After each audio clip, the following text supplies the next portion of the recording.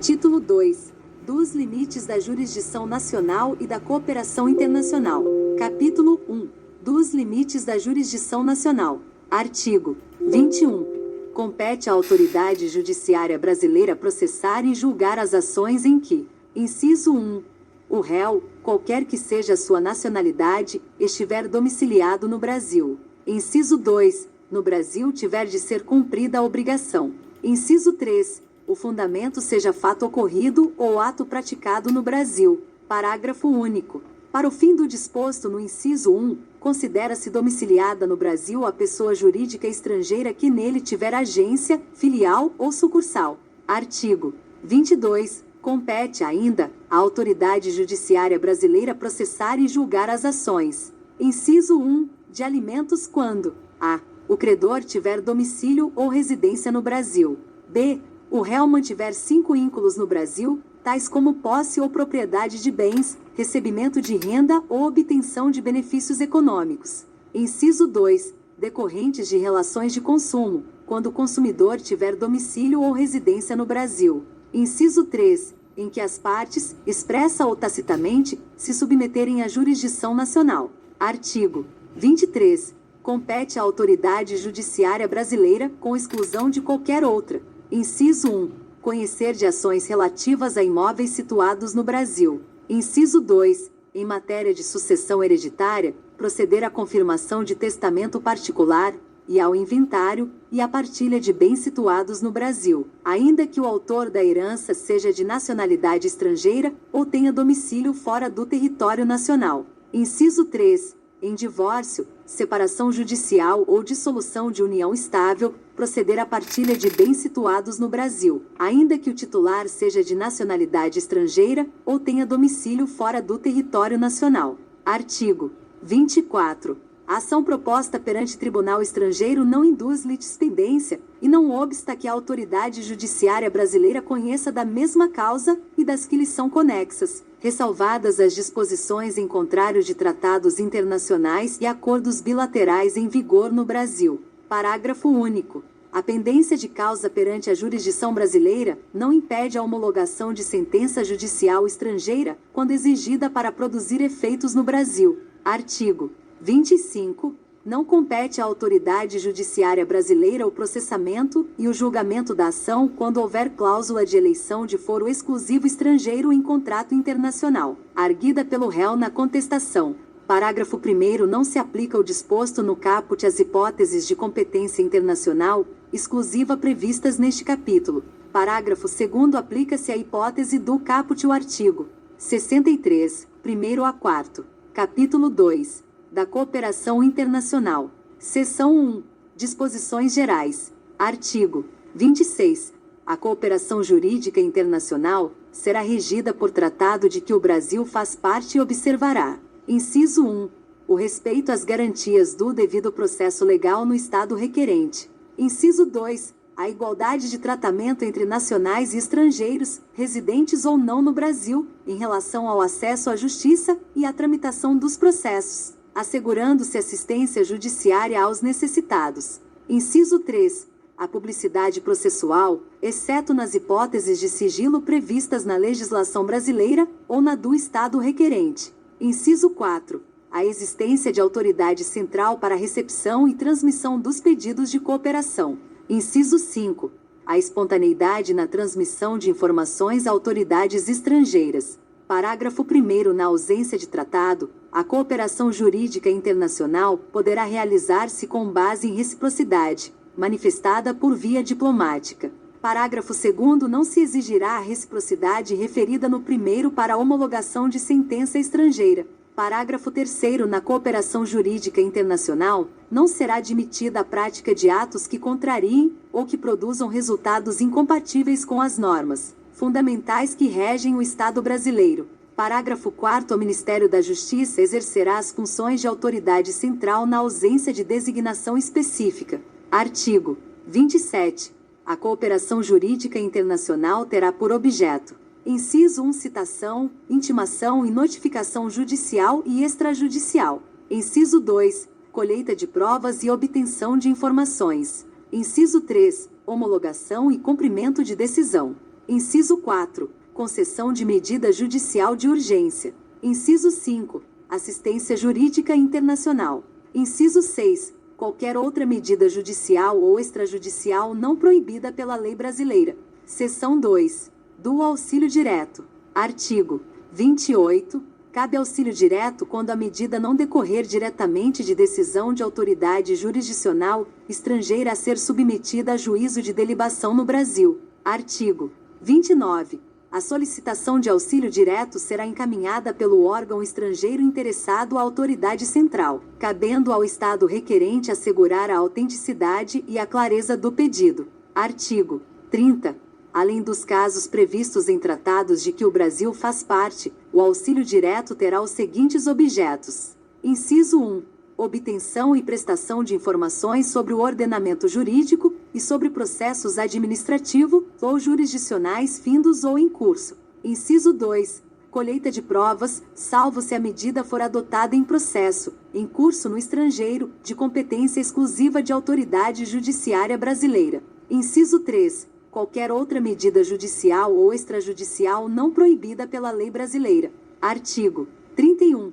A autoridade central brasileira comunicar-se-á diretamente com suas congêneres, se necessário, com outros órgãos estrangeiros responsáveis pela tramitação e pela execução de pedidos de cooperação enviados e recebidos pelo Estado brasileiro, respeitadas disposições específicas constantes de tratado. Artigo 32.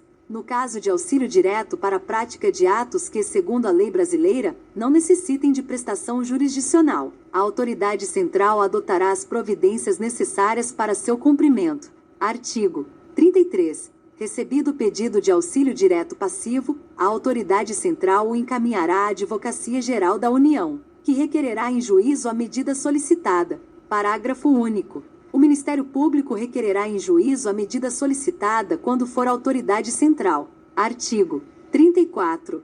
Compete ao juízo federal do lugar em que deva ser executada a medida apreciar pedido de auxílio direto passivo que demande prestação de atividade jurisdicional. Seção 3. Da Carta Rogatória. Artigo 35. Vetado. Artigo 36. O procedimento da carta rogatória perante o Superior Tribunal de Justiça é de jurisdição contenciosa e deve assegurar às partes as garantias do devido processo legal. Parágrafo 1º. A defesa restringir-se-á à discussão quanto ao atendimento dos requisitos para que o pronunciamento judicial estrangeiro produza efeitos no Brasil. Parágrafo 2º. Em qualquer hipótese, é vedada a revisão do mérito do pronunciamento judicial estrangeiro pela autoridade judiciária brasileira. Seção 4. Disposições comuns às seções anteriores. Artigo 37. O pedido de cooperação jurídica internacional, oriundo de autoridade brasileira competente, será encaminhado à autoridade central para posterior envio ao Estado requerido para lhe dar andamento. Artigo 38. O pedido de cooperação oriundo de autoridade brasileira competente e os documentos anexos que o instruem serão encaminhados à autoridade central, acompanhados de tradução para a língua oficial do Estado requerido. Artigo 39. O pedido passivo de cooperação jurídica internacional será recusado se configurar manifesta ofensa à ordem pública. Artigo 40. A cooperação jurídica internacional para execução de decisão estrangeira dar-se-á por meio de carta rogatória ou de ação de homologação de sentença estrangeira, de acordo com o artigo 960. Artigo 41. Considera-se autêntico documento que instruir pedido de cooperação jurídica internacional, inclusive tradução para a língua portuguesa, quando encaminhado ao Estado brasileiro por meio de autoridade central ou por via diplomática, dispensando-se a juramentação, autenticação ou qualquer procedimento de legalização. Parágrafo único. O disposto no caput não impede, quando necessária, a aplicação pelo Estado brasileiro do princípio da reciprocidade de tratamento. Título 3. Da competência interna. Capítulo 1. Da competência. Seção 1. Disposições gerais. Artigo 42. As causas cíveis serão processadas e decididas pelo juiz nos limites de sua competência, ressalvado às partes o direito de instituir juízo arbitral, na forma da lei. Artigo 43. determina-se a competência no momento do registro ou da distribuição da petição inicial, sendo irrelevantes as modificações do estado de fato ou de direito ocorridas posteriormente, salvo quando suprimirem órgão judiciário ou alterarem a competência absoluta. Artigo 44. Obedecidos os limites estabelecidos pela Constituição Federal, a competência é determinada pelas normas previstas neste Código ou em legislação especial, pelas normas de organização judiciária e ainda, no que couber, pelas Constituições dos Estados. Artigo 45.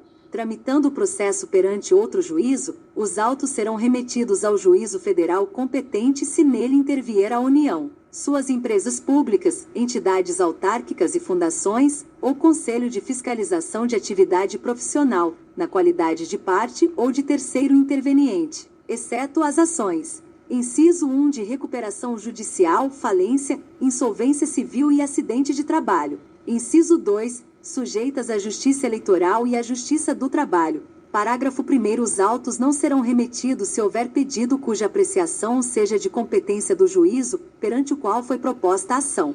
Parágrafo 2º. Na hipótese do primeiro, o juiz, ao não admitir acumulação de pedidos em razão da incompetência para apreciar qualquer deles, não examinará o mérito daquele em que existe interesse da União, de suas entidades autárquicas ou de suas empresas públicas. Parágrafo 3º. O juízo federal restituirá os autos ao juízo estadual, sem suscitar conflito se o ente federal cuja presença ensejou a remessa for excluído do processo.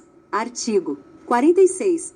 A ação fundada em direito pessoal ou em direito real sobre bens móveis será proposta, em regra, no foro de domicílio do réu. Parágrafo 1º. Tendo mais de um domicílio, o réu será demandado no foro de qualquer deles. Parágrafo 2º. Sendo incerto ou desconhecido o domicílio do réu, ele poderá ser demandado onde for encontrado ou no foro de domicílio do autor. Parágrafo 3º. Quando o réu não tiver domicílio ou residência no Brasil, a ação será proposta no foro de domicílio do autor e, se este também residir fora do Brasil, a ação será proposta em qualquer foro. Parágrafo 4º. Havendo dois ou mais réus com diferentes domicílios, serão demandados no foro de qualquer deles, à escolha do autor. Parágrafo 5º. A execução fiscal será proposta no foro de domicílio do réu, no de sua residência ou no do lugar onde for encontrado. Artigo 47. Para as ações fundadas em direito real sobre imóveis é competente o foro de situação da coisa. Parágrafo 1º. O autor pode optar pelo foro de domicílio do réu ou pelo foro de eleição, se o litígio não recair sobre direito de propriedade, vizinhança, servidão, divisão e demarcação de terras e denunciação de obra nova. Parágrafo 2º. A ação possessória imobiliária será proposta no foro de situação da coisa, cujo juízo tem competência absoluta. Artigo 48.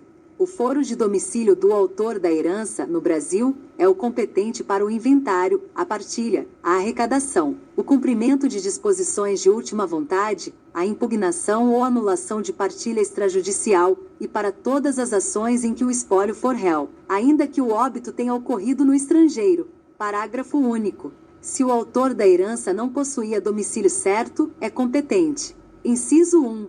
O foro de situação dos bens imóveis. Inciso 2. Havendo bens imóveis em foros diferentes, qualquer destes. Inciso 3. Não havendo bens imóveis, o foro do local de qualquer dos bens do espólio. Artigo 49. A ação em que o ausente for réu será proposta no foro de seu último domicílio, também competente para a arrecadação, o inventário, a partilha e o cumprimento de disposições testamentárias. Artigo 50. A ação em que o incapaz for réu será proposta no foro de domicílio de seu representante ou assistente. Artigo 51. É competente o foro de domicílio do réu para as causas em que seja autor a União.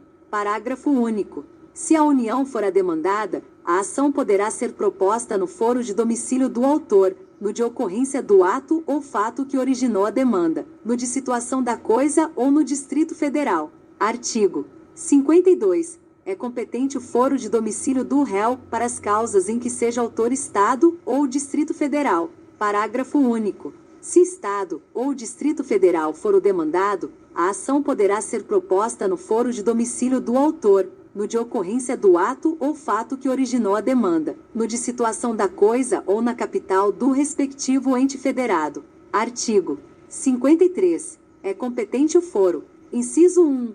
Para ação de divórcio, separação, anulação de casamento e reconhecimento ou dissolução de união estável. A. De domicílio do guardião de filho incapaz. B. Do último domicílio do casal, caso não haja filho incapaz. C. De domicílio do réu, se nenhuma das partes residir no antigo domicílio do casal.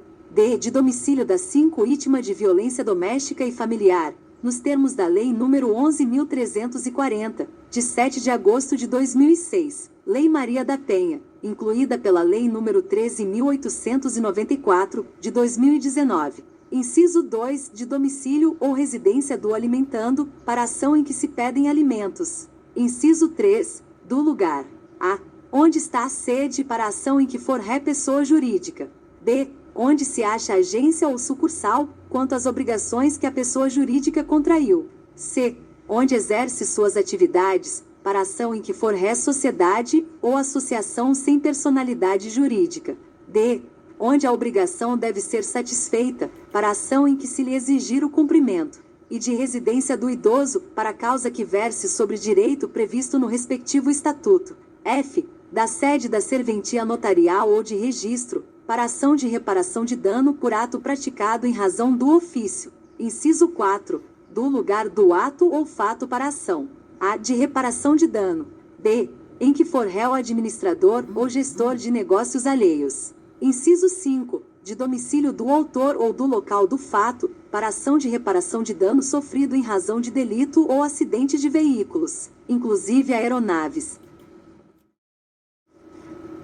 Seção 2. Da modificação da competência. Artigo 54. A competência relativa poderá modificar-se pela conexão ou pela continência, observado o disposto nesta seção. Artigo 55. Reputam-se conexas 2 ou mais ações quando lhes for comum o pedido ou a causa de pedir. Parágrafo 1º. Os processos de ações conexas serão reunidos para decisão conjunta, salvo se um deles já houver sido sentenciado. Parágrafo 2º. Aplica-se o disposto no caput. Inciso 1.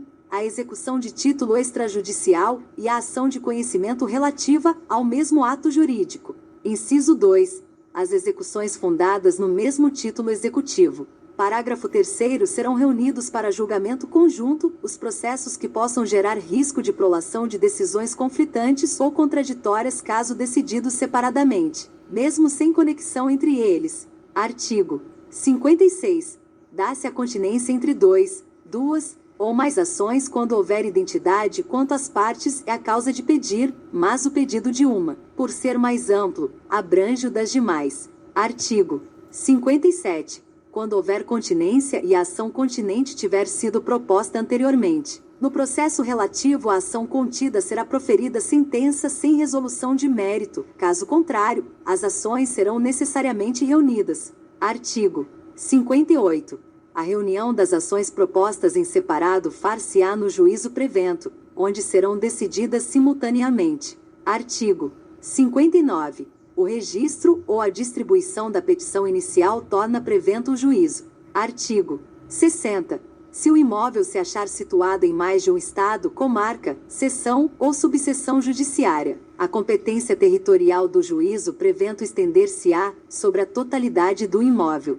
Artigo 61. A ação acessória será proposta no juízo competente para a ação principal. Artigo 62. A competência determinada em razão da matéria, da pessoa ou da função é inderrogável por convenção das partes. Artigo 63. As partes podem modificar a competência em razão do valor e do território, elegendo foro onde será proposta ação oriunda de direitos e obrigações. Parágrafo 1º. A eleição de foro só produz efeito quando constar de instrumento escrito e aludir expressamente a determinado negócio jurídico. Parágrafo 2º. Foro contratual obriga os herdeiros e sucessores das partes. Parágrafo 3º. Antes da citação, a cláusula de eleição de foro, se abusiva, pode ser reputada ineficaz de ofício pelo juiz, que determinará a remessa dos autos ao juízo do foro de domicílio do réu. Parágrafo 4º citado. Incumbe ao réu alegar a abusividade da cláusula de eleição de foro na contestação, sob pena de preclusão. Seção 3. Da incompetência. Artigo 64. A incompetência, absoluta ou relativa, será alegada como questão preliminar de contestação.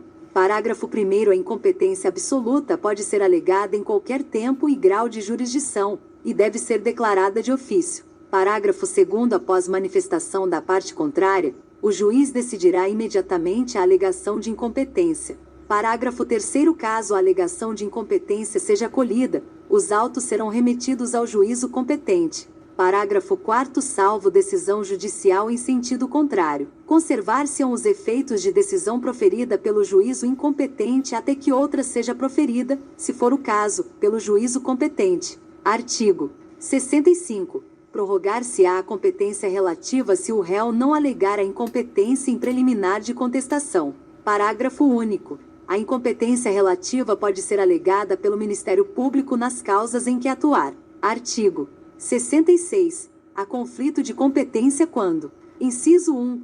2 ou mais juízes se declaram competentes. Inciso 2. 2 ou mais juízes se consideram incompetentes, atribuindo um ao outro a competência. Inciso 3.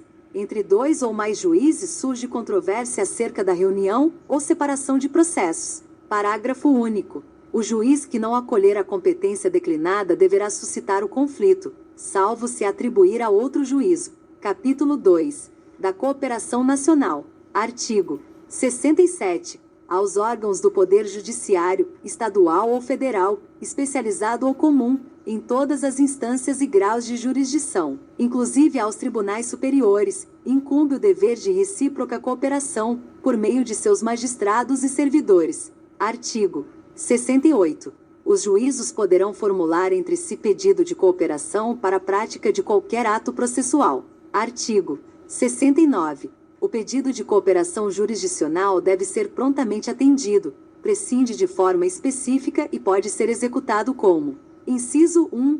Auxílio direto. Inciso 2. Reunião ou apensamento de processos. Inciso 3. Prestação de informações. Inciso 4.